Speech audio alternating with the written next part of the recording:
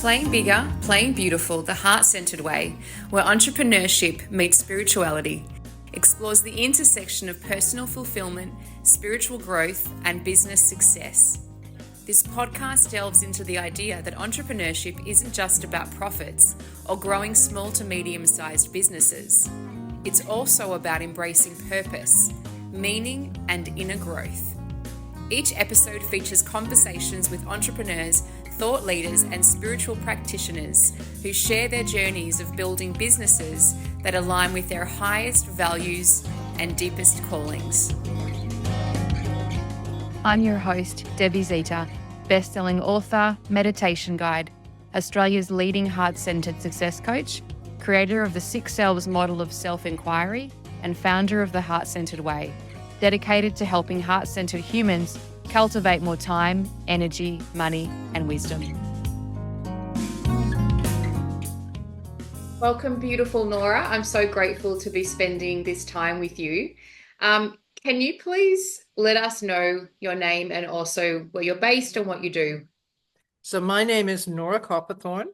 I'm based in Sydney, and I'm the founder of Nature's Defense, which is a green plant-based solution to killing mold in the air and lifting it off of surfaces.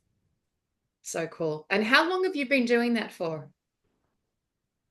Well, I've actually been on this path, I'm quite sure, all my life, but I've been practicing the last 4 years.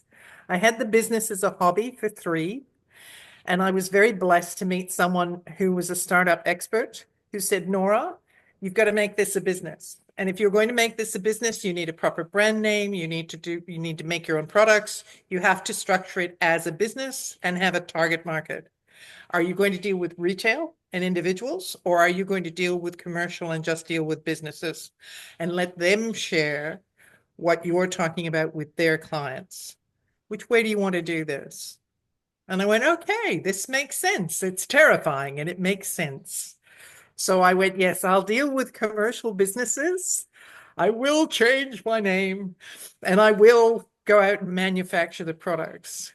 Now, this is where it's gorgeous because, of course, I don't need to become an industrial chemist with 30 years experience. I work with one of those. So cool. So you just bring the pieces together, you facilitate that process, and everything. The company I've now been trading as Nature's Defense for 12 months. So good. We've got 30 businesses around the country that are using the protocol. Wow. We have our own oil that we use in the diffuser, which is beautiful and effective. And we have our own plant-based surface cleaner, which is infused with oils. So, and we're reaching more people. That's the beauty of it. Because mold is such, mold. Mold's fascinating, by the way. Yeah. Well, I see you say mold, and I think back to my childhood, and we had quite a moldy house, and I had asthma as a kid, and I was sick all of the time, and I had no awareness. It was a few other factors as well, but it wasn't until I had my own son and I became an adult that I realized, no, that's mold. Toxic. Yeah. That's mold. That's mold. And so always the source of the moisture needs to be repaired. Right. And it can be simply there's a leak in the roof, there's been a plumbing flood, there's been a water incident, or it could be a structural design. Yeah. So there's many reasons for it. But for the people that are living in it, they need the ability to do a reset. Yes. And the fact is that when you've got children, plants, in-laws, people with weak immune systems, you want to do something that's natural so it doesn't damage them. Yeah. And when you do this protocol or any protocol with mold, because mold's incredibly hard to kill. You think cockroaches are hard to kill. You cannot actually kill mold. Like, forget it. It is nature's recycling system. Wow. It is designed to break compounds down to their organic parts. That's what it does. So it recycles, and nature does it really well. There are over 1 million different types of mold. It has its own kingdom, the fungi kingdom. There are maybe 5 to 10 that are damaging to people when they're in our homes and out of balance, but mold is everywhere in nature.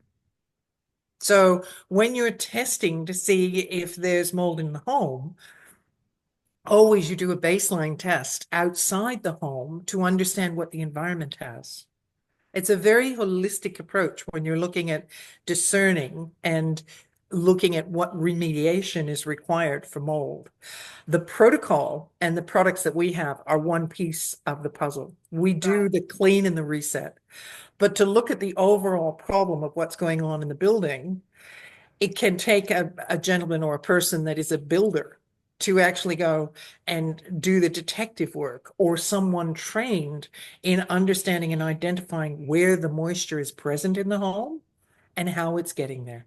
So there are two things with, sorry, you're getting mold 101. No, no, no. I find it fascinating, and I'm just wondering: is it do your products help to manage the symptoms? Maybe can you give us an example of someone, and their experience before they found your products, and then during and after? So one of the ladies that's come on board with her own cleaning company has two girls that are 9 and 11 years of age. They're young.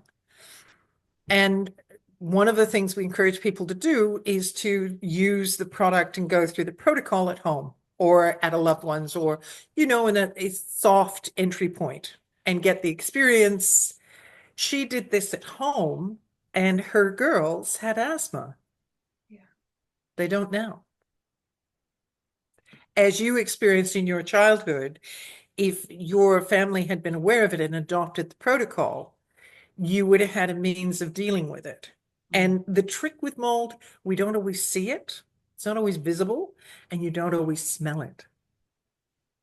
So Which how is, can we know it's present? Is it through things like our health, such as asthma, breathing difficulties? Are there other ways that we can identify mold? well, here's an interesting and startling fact. 1 in 4 people are missing the DNA to allow them to deal with the inflammation that mold brings, Mm-hmm. which means in a family of 4, there will be one person that is uncomfortable. Now, 9 times out of 10, for whatever reason, it can be mom. And when that happens, you have, or in any circumstance, you have 3 other people that are saying, I'm fine, what's your problem? Yeah.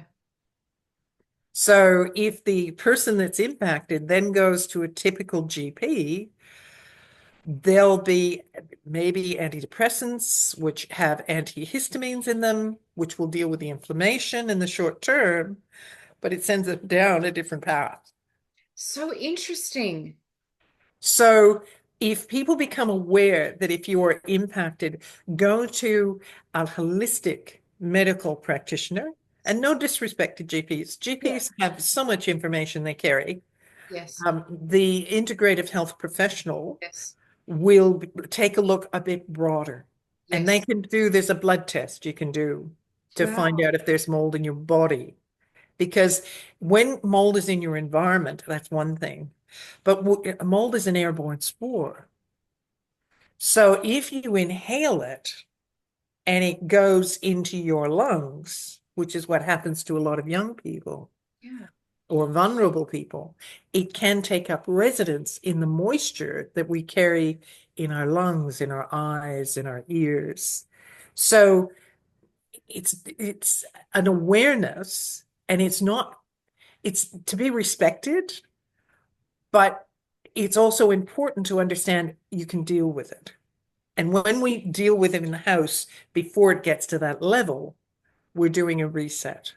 So in this example, this lovely, lovely cleaning lady now just does, she understands how to keep and manage the house so that it's not moldy. And if she feels that there is mold there, she simply does a treatment, which is easy.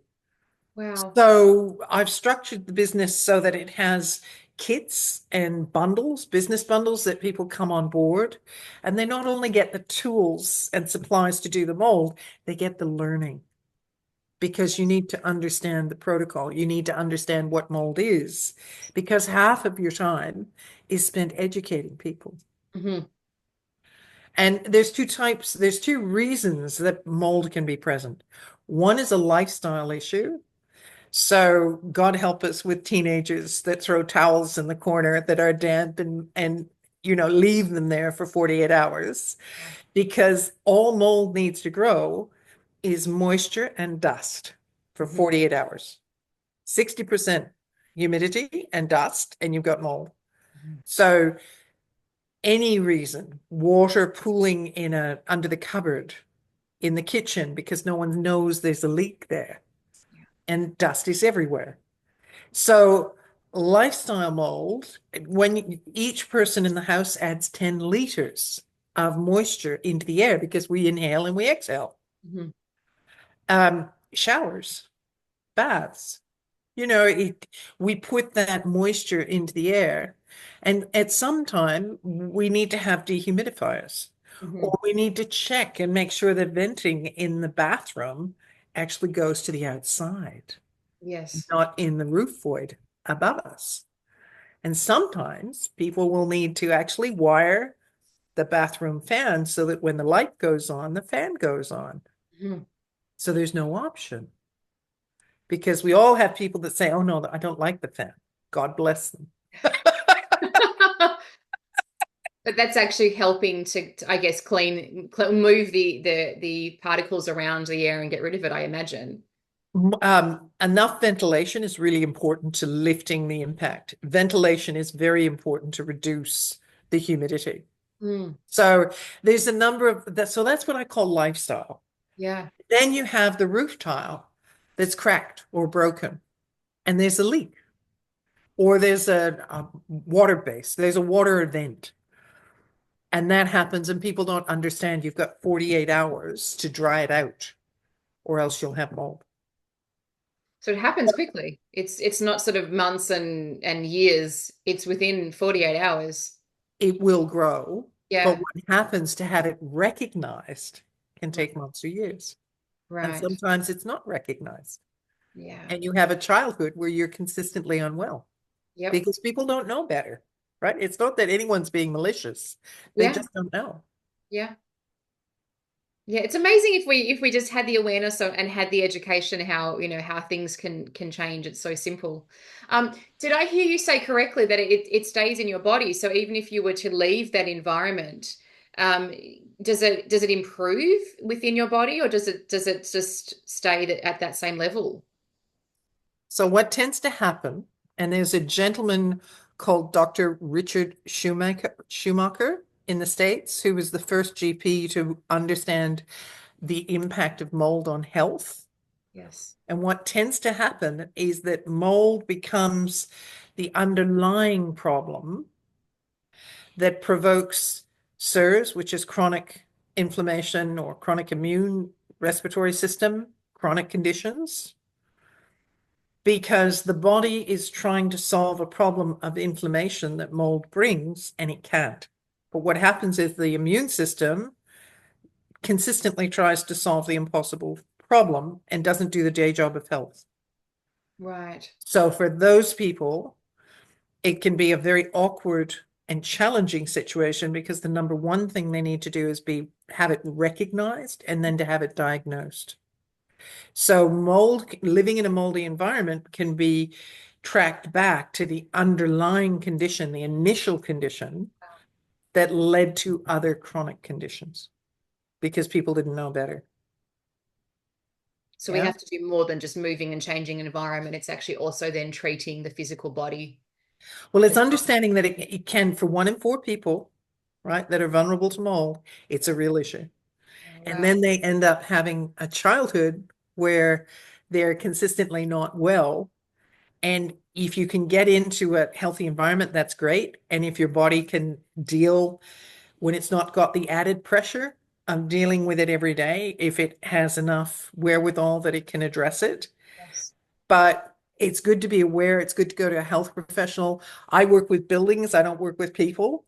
Yes. And I always say to people, if you feel unwell or you think this could be something, do go and get it checked out. Yeah. Amazing. Yeah, Amazing. yeah. Let's switch gears slightly. And you and I were chatting before we hit record about consciousness and all things, The juicy energy, stuff. spirituality. If I asked you, what does playing bigger, playing beautiful mean to you, what would you say? It allows growth and it allows being seen. Beautiful. It allows growth and it allows being seen. Can you share with us, if you're happy to, a bit Yep. about your growth journey and being seen and what that was like for you? Oh, look, I had a deliciously messy, chaotic childhood that, I think you and I were laughing. My childhood, when I was in my early days, and I'd share it because, when you're a kid, you share everything. And if you're a communicator, you share everything. And I've grown up a bit, but I still communicate. I would share what was going on in my world, and people would say, honest to God, Nora, you should write a book. It'll be a bestseller. Forget Peyton Place. I go, oh, thank you so much.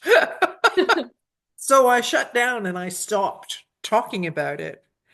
And then life unfolded, and there was so much that I had locked into my emotional baggage that I simply put in the dark corner and left locked up. That by the time I came to having my divorce, which God bless, was actually the divorce was its own entity and it was a blessing, Mhm. you know. And what I was then unhooking and looking at was the stuff that I hadn't dealt with before. Mm.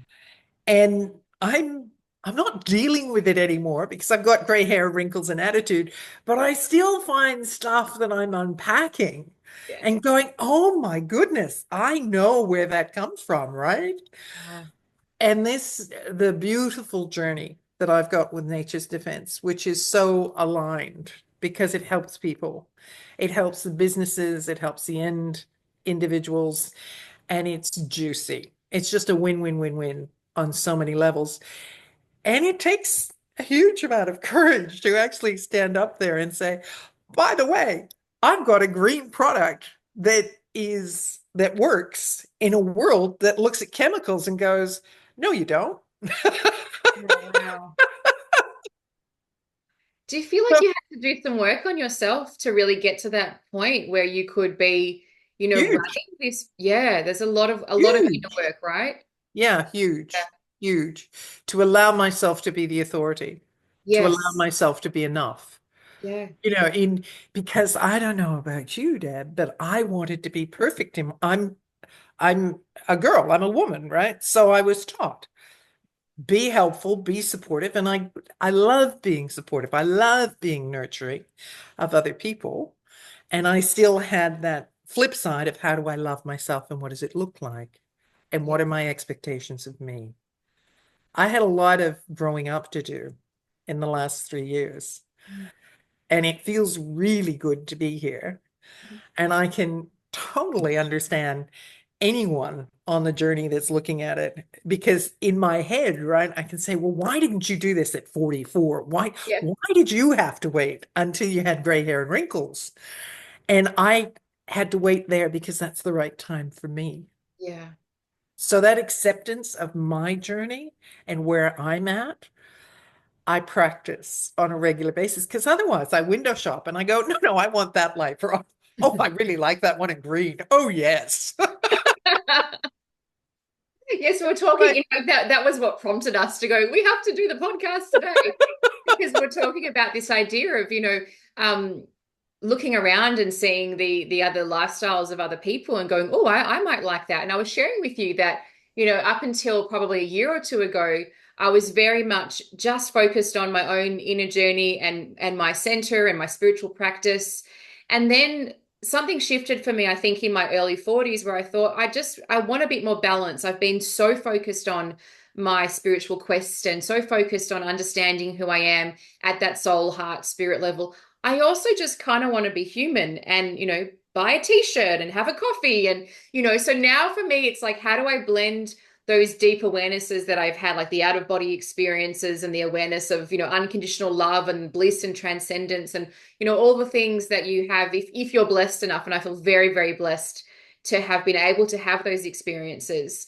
But then also, where I think where I had some distress was that I would feel these states of being that was so vibrant and so incredible. And then I would come back to, school drop off and single motherhood and, and the jealousy and the envy of other people's lives where they had the husband and they had the 2.5, whatever that stuff was. I mean, this was a while ago now. My life is very different, but, where am I going with my sharing? But yeah, do you have any words of wisdom for us if we do have that ability or we've had experiences that are so beyond, and then we're trying to integrate, we're trying to find a way to make sense of what we've experienced in our current physical reality. How can we do that? It's a big question, but No, it's okay. any And for words of everyone, wisdom? it's different. I Yeah. think the first, because, we've all had our share of whatever that awakening is, and the initial, what? What? That's not What? what I thought this was. I didn't say yes to that. Yeah. Am I crazy? Yeah. And then you get really excited, or I did anyway, get really excited, want everybody to come on board, and they're like, oh yeah, she's crazy. And then you have to chop wood and carry water because guess what? You've got a practical and physical body and a family and a network around you that's just holding whatever it's at. And the two things you don't know how to make the two pieces fit together. Yeah. So that initial rush, which is the biggest high of connection with spirit and the love and the compassion and the being held. And it's like, who wants to come back from that? I'm like, yes, I'm in. And it's like getting out of a force field when you pop out of it. It's like, oh, forget warp speed. I'm tumbling. I'm in the surf swallowing sand. It's like, Yeah. Take me back. Yeah, it's a tricky one. And for me, that's where I birthed the business Mm, was because, and it wasn't at that stage conscious, but it yeah, was, I want to find a way where I can, feel that energetic connection, serve people and be able to be connected to my soul's mission and purpose and do that every day. It's not sort of, I go to yoga or I'll meditate in the morning and the evening. It's like, no, I no, no, can't no, no, no, do no. that. No. It's not a church service you attend once a Yeah, week. no. When It's you are my life. conscious, That's my life. it is a Yeah. day, it is every moment. Like Yes. the challenge I gave myself was to be conscious 24/7 Yeah. because that's the life that's juicy for me. That's what lights me up. That's what I'm here.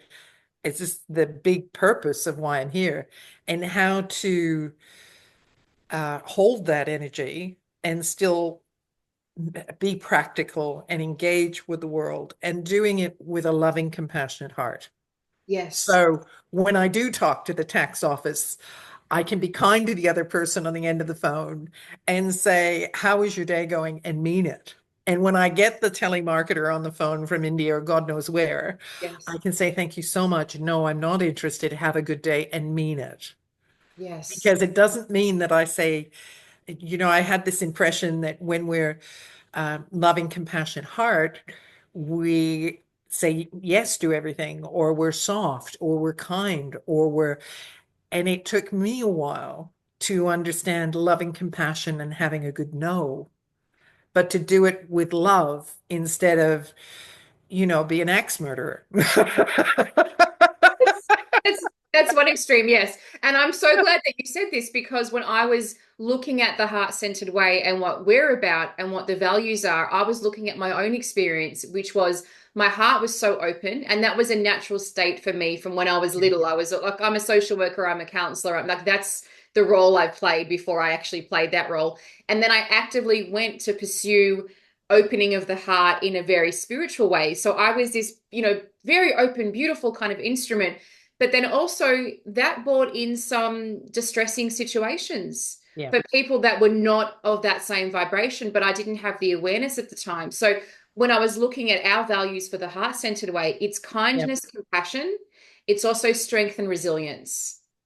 Well, and I agree. I agree 100%. And it's also understanding the importance of being able to say no Yes.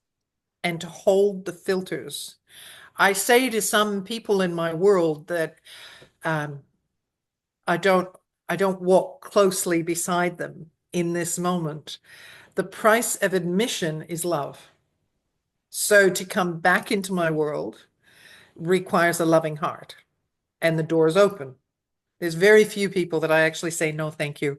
Our journey, I've had enough. I've had sufficient. Thank you so much. I no longer wish to be.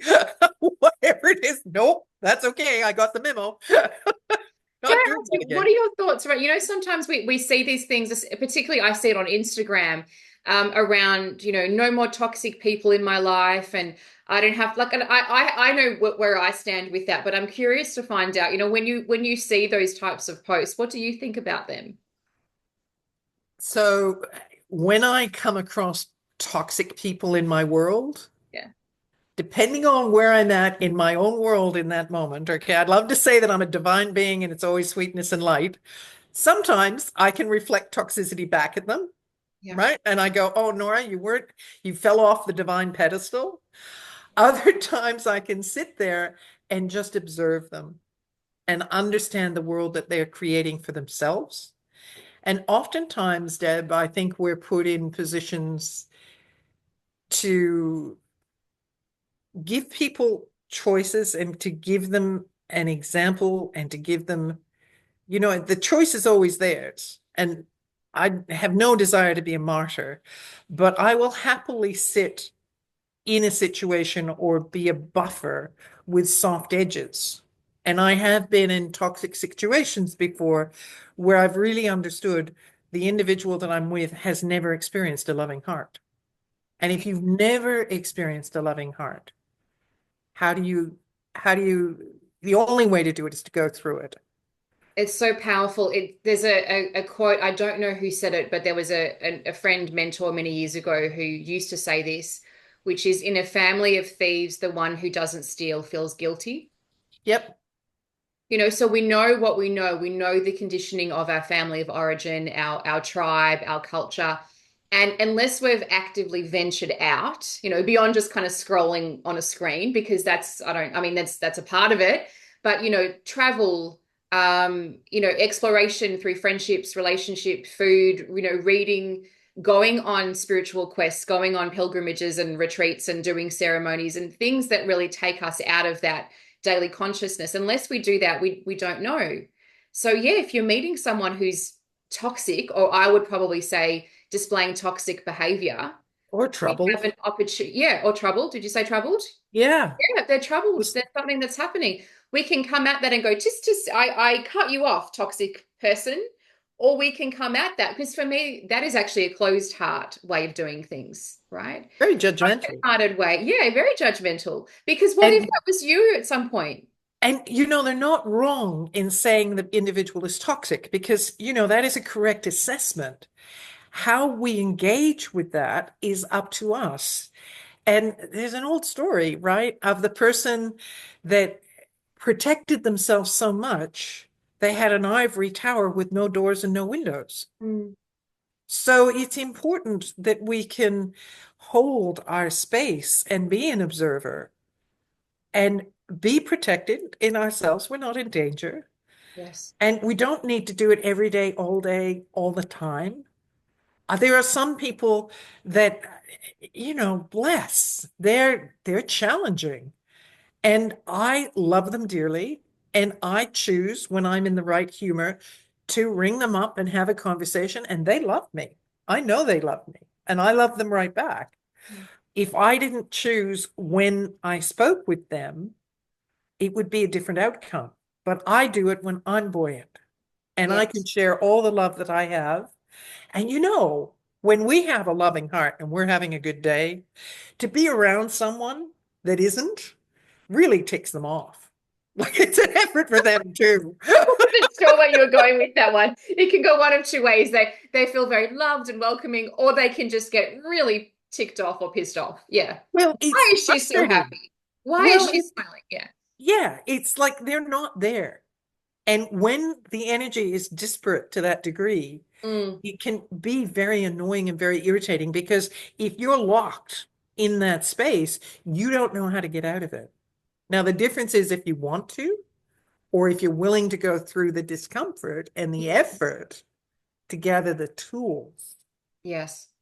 And oftentimes, like I've got Spirit has had a good time, and I've had a good time with Spirit. And when I review the synchronicity and the people that I've met in the last 3 years, I laugh Yeah. because I've had beautiful mentors come in and beautiful teachers come in. And man, they have worked their guts out with me because I've been rough. We laugh about it now. But if they had been any less patient or Right. any less mature, I would have missed a valuable lesson and they would have missed of a good friend, right?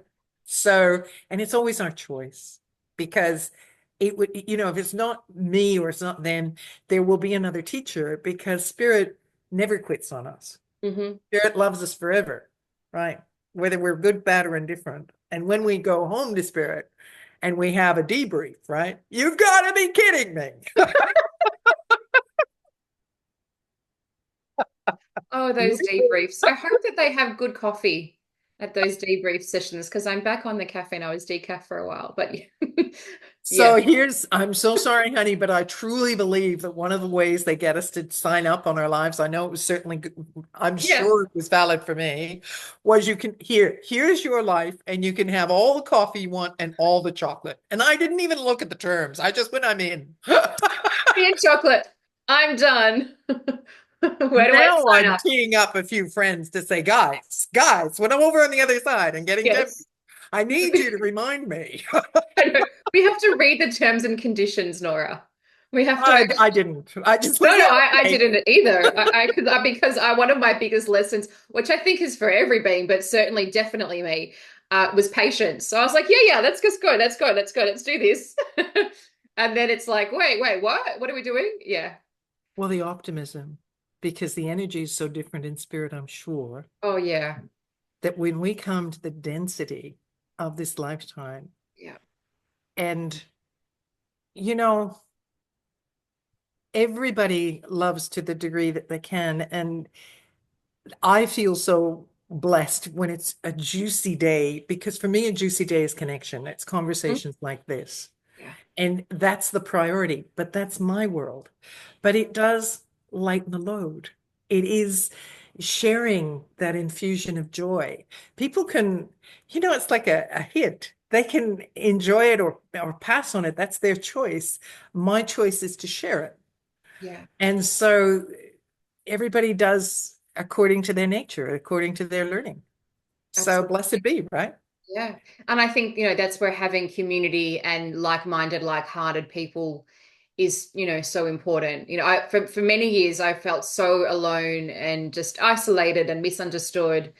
And as I've aged and just moved in different directions in my journey, I found more friends that I can share these things with, and I feel so blessed to be able to. And also, if anyone is listening to the podcast and you're maybe at that sort of start of the journey, it's sort of, I would call that almost a crossroads where the life that you're living, and whether it's the job or the husband or the wife or the whatever it is, and I'm not suggesting please jump on a plane to India and leave everything behind. But just being able to rest into that place of authenticity with yourself, with those parts of yourself, and just be patient. And the right book, the right mentor, the right podcast, it will find you. In fact, Nora, before we hit record, you gave us a beautiful example of talking about our parts, which is something I'm really passionate about, and talking about accepting. This might be me paraphrasing, but accepting all parts of ourselves. Can you share a little bit more about that with us? So we all have light, dark, and various shades of gray. And it takes, I think, a mentor or a facilitator to help us see what's there, because that's the reason it's there. If it's dark or, it's like the picture of the iceberg where only a small portion is visible. Most of it is unseen, unfelt.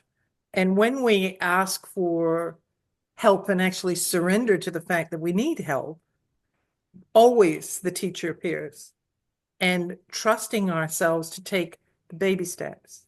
It doesn't have to be going to India. You're so right. It can be making a phone call. It can be watching a podcast. It can be allowing yourself to cry and go, I really need some help with the phone because I don't know how I'm going to get through it. And take a look for what shows up. Now, Deb, I don't know about your experience, but for me, spirit plays with me, and what shows up, I look at it and go, "You are kidding me." That's for me. No, no, that is not my next. No, no. You have to have a good sense of humor, right? It's like we have to just see the playfulness in it. Well, it helps with practice, and I think this is where what you're doing is so important. A lot of this, when you have a safe circle of people that are on various aspects, it helps to listen to their perspective so you can apply it to your own Yeah. and get some context in it. Because this big awareness of, oh my goodness, I'm a body and I'm a spirit. It's like, well, this is fabulous, but now I've got to chop wood and carry water, and I know it's shite, and I don't know how to reconcile it. Yeah. And I have to pray and meditate and be good to every bit. No, I'm just joking. But yes, it's like the list just got longer now that I know about the spirit part. Yeah. Well, and so the help to understand how to carry a loving heart in everything you do in every way, and how to love yourself. Because I don't know about other people, but self-love, I looked at it and I went, "You're kidding me. What does that look like? Yeah. What, I get to sleep in? How is that?" No, I have rules that I need to in my own head, what I need to accomplish. And Yeah. I can say after years of sorting through the rules and messing them up and playing with them, etc., I've got a much clearer understanding of what self-love actually looks like. And I'm still practicing. Yes. To actually say kind words to myself, you're doing well with the business. You're making enough effort. You're doing all of these things. Anyone that has difficulty with that statement, that's a big clue that self-love is something you need to practice. So it's something that will help you. You Yeah. don't, This was you the know, last piece for me. It's funny, just before my divorce, I actually wrote an ebook about self-love. I think I wrote it for myself because I did you? really had no idea. And then Mm. I found the heart journey, and I found it so delicious and beautiful and connecting to love every being. And part of that practice, and this might have been my interpretation of the words as well, but Mhm. part of that was don't worry about yourself, just focused on every being. And so I took that to the extreme where I would be, this is where I was talking about being disciplined, where I would be awake at 5 in the morning doing this walking meditation. I would be meditating, praying, and then, going to sleep at like late in the evening and getting up and taking my son to school and just trying to do everything. I actually became really sick. I became very unwell. And then I started saying, actually, and I felt so guilty. So there was so much guilt and shame with this. I started saying, actually, love and light to every being, including myself. And I started to teach that in my meditation sessions because I realized if this has happened, because I felt the profound impact in a positive way. It wasn't me as in my ego and give me what I want give me the portion that, which is fine if you want that too. But it wasn't coming from that place. It was, just please help me love myself and forgive myself. So love and light to every being, including myself. And then I also add to that, including all parts of myself.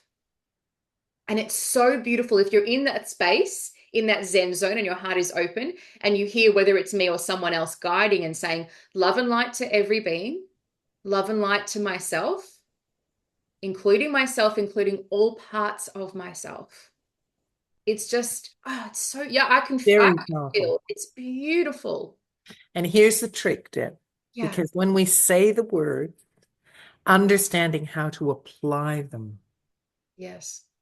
So it means that when you're tired and you think you have to do your meditation at night or your walking meditation, but you're tired and it would be better for you to sleep, you give yourself permission and you do it without guilt.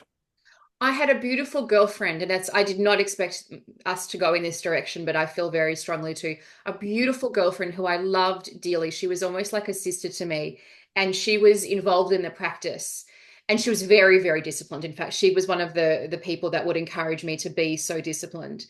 And she ended up having cancer and transitioning.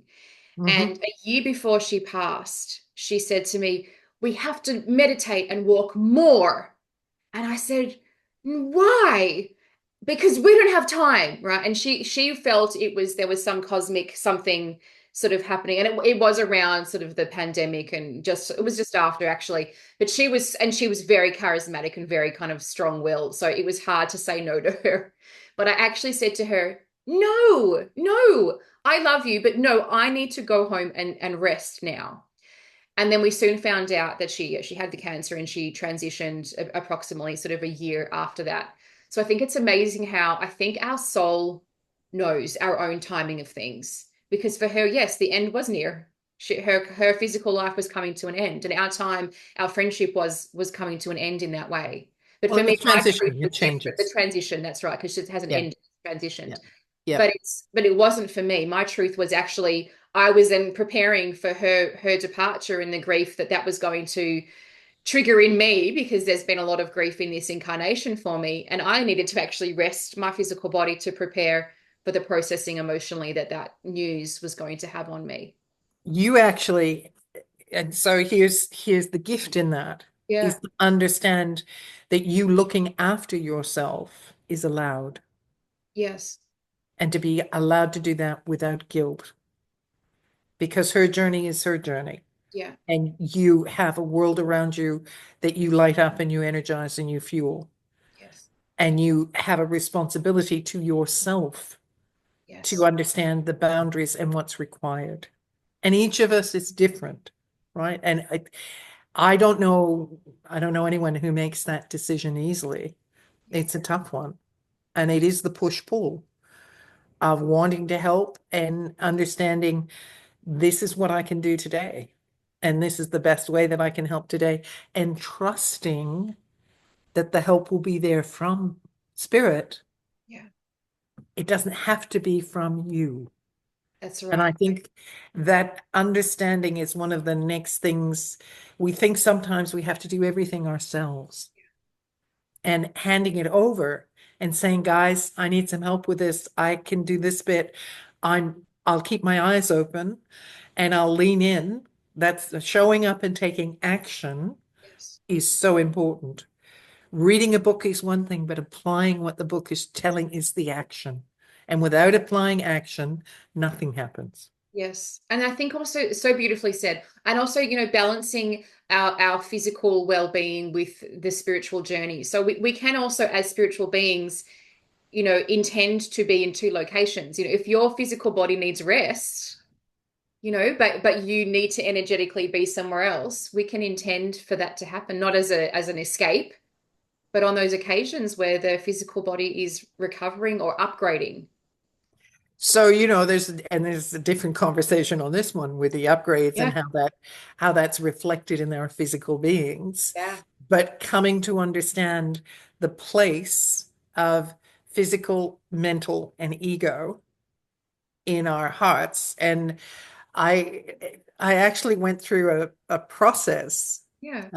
where I fired my mind years ago because my mind had led me through a series of decisions to a very hard place in my life. And I understood that it had been my decision that I'd made and they were mind-led. So I gave myself permission to do only what I wanted to do. And it has been kind of a crazy ride since then. It's got some really juicy bits and great bits, and I wrote a story about the going to the point where I brought my a board meeting Yes. between my mind, my body, my spirit, and my ego. Okay. And I'll share it with you. I'll send it down. It was so illuminating for me when I had the board meeting. My body wouldn't even come to the table because I'd ignored it so much. It didn't believe that anybody else would give me a voice. Mm. My mind and my ego were shouting at each other at one end of the table because they both were so angry and so righteous about what could have been done, what should have been done. It's you, it's you, it's you, it's you. And my soul sat at one end of the table and just loved them and smiled at them and said, I did tell you. You didn't listen. You chose not to listen. Mm. I have the map. We can still do this. Just follow the map and listen. So I've been doing that ever since, to the best of my ability. It's getting better now. Gray hair and wrinkles. It's getting better. I still, whop occasionally. But the journey is really juicy and energizing and gorgeous. Yeah. But coming to an understanding, because I didn't know what the spirit sounded like in my head. Yeah. I had no idea. Yeah. And we look at people that have beautiful bodies, that understand their bodies, and they drop dead. Yeah. And that's obviously their script, right? I get that. Yeah. It's the juice for me is understanding when spirit's calling me and talking to me Mm. and following that path and balance between business and body and business and life. That's one of the things I'm going to explore in Yeah. this lifetime. Next year, 2025 has some really great shiny bits to it that Yeah, I'm I'm going to excited. I explore. feel an energy with 25 that there's a word I come up with the word I think most of us do at the end of the year to summarize or set the intention for the next year. And the word that I have is wow. I love it. I Thank you. love it. Yes. Can I ask you, Nora, what does spirituality mean to you? In what way? Well, if I say that as a word, as a concept, what is a way that you most connect with your spirituality? What does it mean into your soul? So for me, a conscious life, an aware life that I am a spirit in a human body, um, means that I carry the awareness that everything in my world is there for my benefit. Yeah. Whether it's a rainy day, so I used to get upset when I was late for meetings, right? Or I was late for anything. I would get upset. Now I look at it and I say, okay, guys, I'm obviously meant to be a few minutes late or a half an hour early or wherever I am is absolutely perfect. Okay. Not convinced, but understand the template. Okay. I've got the rule book. So having those interactions with myself so I can put it in perspective so that I can stay balanced and loving and kind towards myself and others is my daily practice. And that is my connection and that is my consciousness. So for me, I know meditation is great. I get it. I don't do it every morning. I don't do it, but I have bursts of unbelievable love and connection, and joy and juiciness with people and conversations like this that is part of my process. And when I'm fortunate enough to be in a beautiful place, in a green space, my heart sings and Mm. I'm grateful. So the gratitude. I have an admission, which is at this morning at this time, actually, I had booked in, or what I had thought I had booked in to see my hairdresser for New Year's Eve to have my regrowth done. And I messaged her. She usually would message me the day before, and sometimes she doesn't. So I reached out to her and I messaged, hey, Dina, see you tomorrow at 10. Oh, Deb, I'm so sorry. I read it as January 31st.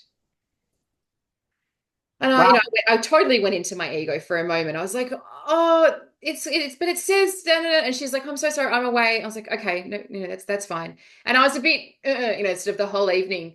And then I woke up this morning and we wouldn't be recording the podcast today the way that it is. And it was not, obviously, it wasn't planned. We had one booked in for the future. But, had I been having my regrowth done with Dina right now, I wouldn't be having this, glorious conversation with you. So yes, allowing ourselves to just go with the flow of life is important. Well, and honey, I can't see any regrowth. You're going to Okay. be fine. It, Thank you. I it's appreciate not it. showing up. And it Thank is you. delicious that we get to have the joy of this connection. So It thank really you. is. It really is. And it's so often the case, right? When things don't go exactly the way that we plan for them to, but we're open to whatever it is, it turns out perfectly in the way it's supposed to be. And understand, I don't know about you, but I like to understand. I like to know the reason. I like to go deep. Yeah. And one of the challenges for me has been to accept the perfection of the moment Yes. without knowing the backstory, without knowing the future, to just accept. I'm like, what? No, I want to know. Mhm. And Yeah. over time, you get to understand. Sit down, shut up, and eat your vegetables. It's okay. Yeah, or a rose by any other name would still smell as sweet. Just enjoy that moment. We don't have to Allow unpack it. it. And I'm a deep thinker as well and very analytical, so I completely understand. Trusting.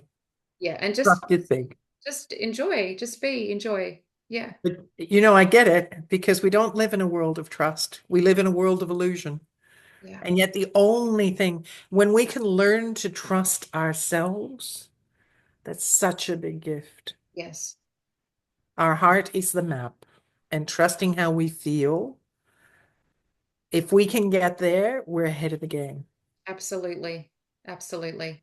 And understanding ourselves and those different parts of ourselves. And this is actually a beautiful segue. And you didn't know this was coming, but can I please show you my self-inquiry framework called the Six Selves? I'm going to put it on the screen. Take your time. Sure. And I would love it if you could just read through and just let us know which one is your favorite and why. Sure. So give Oh, me sure. a sec. Oh, I love this. Okay, so can you see that on your screen?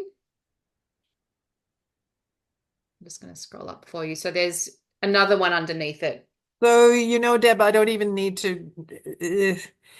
The spiritual self is what I align with, Yeah, and everything else is coming into balance around that yeah, and in relation to that. Because this conscious journey I'm on, that's my have I led a successful life? I know by my spiritual health. yeah. I measure myself. We measure our lives by many things. For me, it's my spiritual health and vibrancy. And everything else is coming into, the valued self, the ecological, the legacy. They're all aspects of that iceberg. Sexual self as well. The Yeah, sexual self, oh, well, bless. yeah. Um, all of those are aspects, but that is the core of it. That's the center of it. And other It's things come into alignment. so beautiful. And I could be mistaken if I go back to the recordings, there might be someone else, but I don't think from memory that anyone else has seen it in that way. But that's actually for me when I designed it. It Mhm. was for myself. It was to bring myself into a space of acceptance of some of the things that had transpired. And there was just these different elements of self. I didn't know that there was a word to it that would be kind of this sort of sexy framework, if you like. But it was all about, for me back then, it was the heart and the spiritual self. And that had to be compassionate and loving and understanding of itself. And then, yes, everything else comes from that space. But And that is the anchor point that's the anchor. And that's because, why for me it's the first S. It's not the first S yep, isn't the sexual self. The first S no, is no, no, no, no, spiritual self. no, no, That's the no, foundation. because the spiritual self is the core. Yes. It's the not the kryptonite, but the diamond, if you like, Yes. the reflection of everything else, and everything else is reflection of how that health is. Trees are, and the tree connectedness of the root system is very similar Yes. because the whole community reflects what the ecosystem is like. Yes. And I love the fact that the strong trees will help the weak ones. Yeah, isn't it beautiful? So Avatar had a lot of truth in it. Yeah. Avatar was a great teaching tool for the Yeah. world to help people embody another perspective and consider it. Because I think a lot of times I didn't realize I lived in a natural world until I was in my 40s because I'd lived in an office. I Yes. was a workaholic. Yes. And I'm like, oh my God. there are birds and trees and green things. And when I, did that I'm happen? giggling because I was on a retreat. It must have been, it was February 2020 with this particular practice. Yeah. We're in Bali, and I just walked outside and I just started weeping. Mm.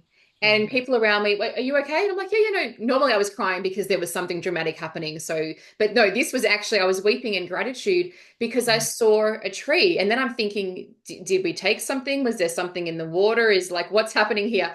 But I literally, for the first time in my life, and I was in my late 30s, Yeah. that's the first time I saw a tree. And I set up a WhatsApp group around nature, and I started, again, guiding the meditations. And one of the themes we have is beauty in nature, and recognizing, if nothing else, if you're just having the most terrible day, week, month, year, lifetime, whatever it is, if you have a tree outside your window and you can access nature somehow, be grateful for that.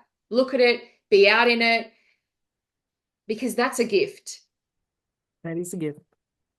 That Yeah. is a gift. And the understanding, and however it happens, I mean, we're moving into a new age of imagery and visual and technology. Yes, And I totally. think the greatest challenge is going to be for people to recognize themselves and to connect on a genuine basis. And I don't know, for me, it's conversation. I don't need to touch people, but I need to connect with them. And Mm. if I can do that, then I'm okay. I don't know what the kids are learning in this day and age, what tools they're learning Yeah, to I connect used to with. worry, and I've really tried to stop the worry because I think No, no, each generation comes with their own ways challenge in of their own adapting. gift. And yeah, and it's, my son was born, and he literally, like, he was little, and he would take my phone and he would know how to use it. And I'm like, I don't even, like, I'm a fully grown adult, I'm breastfeeding you, I'm helping you. How do you know? But he just knew how to use it, and this is their generation. It's like, again, I fought it for so long, and I just had to kind of let it go and embrace that that's where he connects, and it will change. His life will go through cycles where one day, hopefully, he will see a tree and realize, hopefully it's not when he's 38 or whatever I was. I wish it was sooner than that, but that's his journey. It's watch the patience, patience and perfection. It Yeah. will happen in perfect timing. Yeah. And the beauty of it is that they have the strength of character, which these kids do in this day and age. They're hugely autonomous and independent. They have their gift to share in finding the solutions. Yeah. And the solution is already there, the perfect, not the perfect world, but the juicy world that we would wish for everyone is Yeah. there. We're simply making our way to it. That's Yeah. all. That's And it's beautiful. already in, we're supporting, I believe, the most rebellious thing that I can do and the bravest thing that I can do is to hold the fact that it's already done, it works, the solutions are there, and I'll hold that space and put my energy into that bucket and Yes. just make the space and so that others can fill it Yes. because everyone's got their job to do. It's and this I can do. I'm happy to do this. I'm willing to do this. Yeah. And so okay, this is I've got it. I've got it covered. And I think this is, where us as connectors and desiring that connection, or whether it is through conversation, through touch, through whatever that is, I think those of us that gravitate towards that, we do love to hold space. Yes. That comes so naturally to us. It's part of our purpose Yes. to hold space for ourselves and for others. Yes. Yeah. So we are the trees in our community. Mm. We are those, and you would be holding that light and sharing that light with the people that are ready for it. And that has its own courage and it needs its own character to be able to do that. And everything that you have gone through in your life has given you what you need now. So, as someone said to me, um, volcanic soil, out of the devastation of a volcano comes the most fertile soil. Yeah. So when you look at whatever your life has held for you, it's giving you incredibly fertile gifts that you will nurture you and those around you. So that's the purpose part of the purpose. And it's a very much a helicopter view. I get that. Yeah, but it's beautiful because, I think there were times when I could have chosen, I put it into quite a simplistic way of choosing love versus choosing fear. And this is not just for me, this is for anybody. Had I let the fear take over, and sometimes I did, I'm not going to lie, it was very challenging. And some days it's What still day is it? I think on Monday I was full of fear. yeah. But something deeper within me just kept choosing to love myself, to love whoever it was that caused pain, to love the experience, to love the journey, just come back to a place of love. And that is where I can, set those parts of me free and do what I came here to do, which is to remind others of their own divinity and their own hearts. And if ever I forget, which I call spiritual amnesia, I now have a tribe of women all over the world that remind me to come back to my own heart. And that also keeps me humble. I'm not a guru. I'm not here pretending to know something. I'm a woman that's been on a journey that's sharing her heart, and that keeps me grounded. I think if ever, the purpose of a guru is to betray the student so the student becomes their own guru. Oh, I have so many stories about that one. I think in some ways you're right. I think for some that is part of the journey. It is. Some are supposed to break from that and do whatever their soul's journey is. Well, here's the trick, Deb. Here's Yeah. the really juicy part. Each of us is our own guru to ourselves. So as soon as we give our power or autonomy to another human being, we are abdicating the joy of self-empowerment because we can each do it. Jonathan Livingston Seagull was a very true book. You don't need to follow another person. You need to dig deep because we've all got our own map and it's unique to us, and it's written in gold, and it's very special, and it has juice for each of us. And holding that and going for that, that's the good bit. So that's the invitation we all have. Beautiful. Yeah. So you're doing a great job, Deb. Thank you so You're much. doing a great job. It's so nice to be connected. It's so nice to, you know, Thank you. I'm just taking that in. yeah, that's the blessing. I have one last beautiful question for you. Okay. What advice do you have for others who are creating a business that serves both the world and their heart? And it might be exactly what you just said, because that just spoke so to my heart. Oh my I had to God. close my eyes and take that in. But, So I would encourage anyone who's embarking on this journey to follow their heart always, to look for the angels that show up and the mentors that show up, and look for everything that shows up. And it is a wild ride of growth. And like anything else, when you work at it, typically there's much joy, but it's not for the faint-hearted, and it's not for everyone. So follow your heart, understand what it is that's your juice, and do that, and see how it unfolds. And it's gorgeous to have a community of women or a community around you that can hold you while you're going through the bumpy bits and hold you while you're going through that. And I celebrate those that are on that journey. I celebrate everyone that's on their journey, whatever it looks like. Okay, the axe murderer, I'm not that keen on, okay? I understand we've done the axe murderer, the rapist, the terrorist, we've all done that in those lives. This life, I'm the one with gray hair and wrinkles and a really, pacifist attitude. there is gorgeous. Thank you, thank you, thank you. That was such a special, fun, and beautiful, juicy recording. We're so grateful to have you with us. Thank you, thank you, thank you. Well, thank you, Deb, for the opportunity. If you resonate with what we're about and you're watching us on YouTube, please subscribe. If you're listening to us, please leave a review and share the episode with someone who you believe could benefit from what has been discussed. Thank you so much for your support. See you soon. The information provided on this podcast is for informational and educational purposes only and should not be considered medical, health, or financial advice. Always consult with a qualified health professional or financial advisor before making any decisions related to your personal health or finances.